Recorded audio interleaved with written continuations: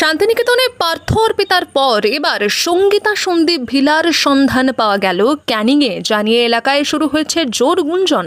আর.জি. কর মেডিকেল কলেজের একাডেমিক ফান্ডের আর্থিক দুর্নীতির অভিযোগে ইতিমধ্যেই কেন্দ্রীয় সংস্থার হাতে গ্রেফতার হয়েছেন আর.জি. করের প্রাক্তন অধ্যক্ষ সন্দীপ ঘোষ। ক্যানিংয়ের এই বাংলো বাড়িটি তার নামেই রয়েছে বলে জানিয়েছেন স্থানীয় বাসিন্দারা। যতদূর জানি সন্দীপ ঘোষ ওনার স্ত্রী সঙ্গীতা ঘোষ দুজনের নামেই বাড়িটা। স্থানীয় বাসিন্দাদের অভিযোগ, দক্ষিণ 24 পরগনার ক্যানিং 2 নম্বর ব্লকের ঘুটিয়ারি শরীফের নারায়ণপুর মৌজাতে কেনা হয়েছে কয়েকশো বিঘা জমি। শুধু জমি কেনা হয়েছে তাই নয়, সেখানে গড়ে তোলা হয়েছে বড় বাংলো বাড়ি। স্থানীয় বেশ কিছু যুবক সেখানে ফার্ম হাউস তৈরি করেছেন, কিন্তু পুরোটাই চলত সন্দীপ ঘোষের নির্দেশ মতোই।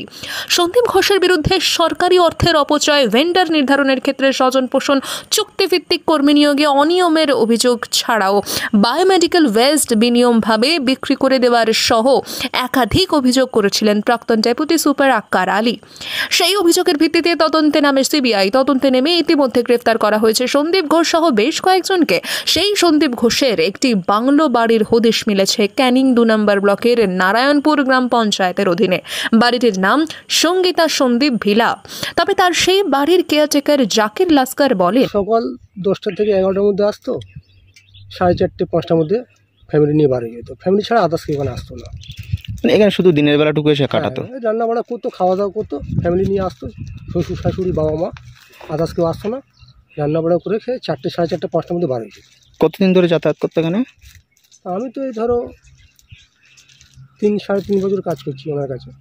সমস্ত জমি এই সন্দীপ ঘোষের কিনা তা খোঁজা করে বলতে পারেননি এলাকার মানুষজন। তবে স্থানীয় মানুষজনরা জানান, রাজনৈতিক নেতাদের সঙ্গে যোগ সাজস করেই এই জায়গাটি কিনেছিলেন সন্দীপ ঘোষ। এলাকাটি সোনারপুরের কাছাকাছি হওয়ায় বিভিন্ন রকম পরিকল্পনা ছিল বলে জানিয়েছিলেন স্থানীয় মানুষজন। তবে স্থানীয় কোনো রাজনৈতিক দলের নেতা এই বাংলো বাড়ির রহস্য নিয়ে মুখ খুলতে নারাজ।